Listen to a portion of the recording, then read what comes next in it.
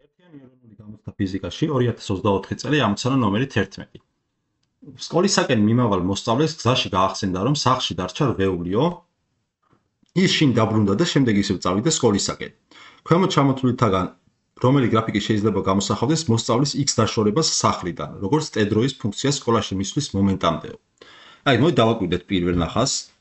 პირველ ნახასში როგორც ხედავ, თავიდან დროის საწყის მომენტში სახლში იყო, ეს არის სახლში იყო, შემდეგ აი ეგ რომ მოვიდა, ეს იყოს მოდი რაღაც t1 მომენტი, t1 მომენტში იმყოფება გარკვეულ x1 მანძილზე, ხო?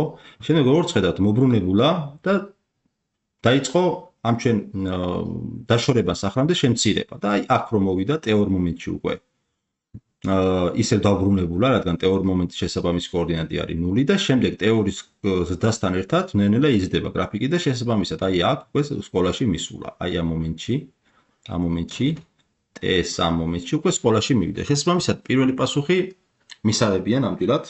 ანალოგიური მსჯელობა, ზუსტად ანალოგიური მსჯელობა შეგვიძლია ჩავატაროთ აქაც.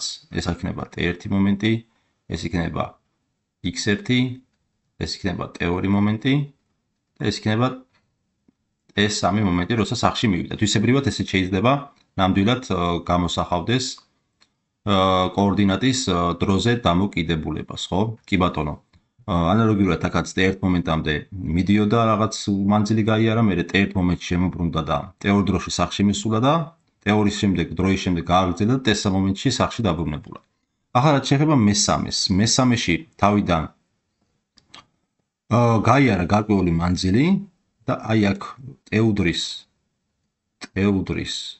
t2 მომენტში უკვე პრობლემა გვაქვს რა მხრივ, იმიტომ რომ t2 მომენტში როგორც ხედავთ, მოსწავლე იმყოფება გარკვეულ x1 მანძილზე და თან იმყოფება სახლში ნულში. ანუ ერთდროულად იმყოფება როგორც სახლიდან რაღაც მანძილზე და თან სახლში იმყოფება. ორ ადგილას იმყოფება დროის ერთსა და იმავე მომენტში, რაც ფიზიკურად დაუშვებელია, შეუძლებელია ერთსა და იმავე მომენტში. ჩვენ ის მოსწავლე თან სახლში იყოს და თან რაღაც x მანძილზე დაშორებული და იგივენაირად რო შევხედოთ, აი მაგალითად აი ამ მომენტს რო დავაკვირდეთ, აი ამ მომენტს რო დავაკვირდეთ. t2 დავარქვათ. ამ მომენტში აი აქაც არის, აი ამ წერტილში. აი აქაც არის. ერთდროულად იმყოფება სახლიდან გარკვეულ დაშორებას. სამ ადგილას არის დროის ერთსა და იმავე მომენტში, სამ ადგილას არის ერთსა და იგივე სამ ადგილას არის სხვადასხვა წერტილში. ანუ რაღაცა სამი დაშორება გვაქვს სახლიდან, რაც შეუძლებელია რომ ერთდროულად დროის ერთსა და იმავე მომენტში მოსწავლე სხვადასხვა ადგილას იმყოფებოდეს და იგივე მსჯელობით მეოთხეც გამოირიცხება და ვრჩება მხოლოდ პირველი და მეორე. ანუ პასუხი გამოგვდის B.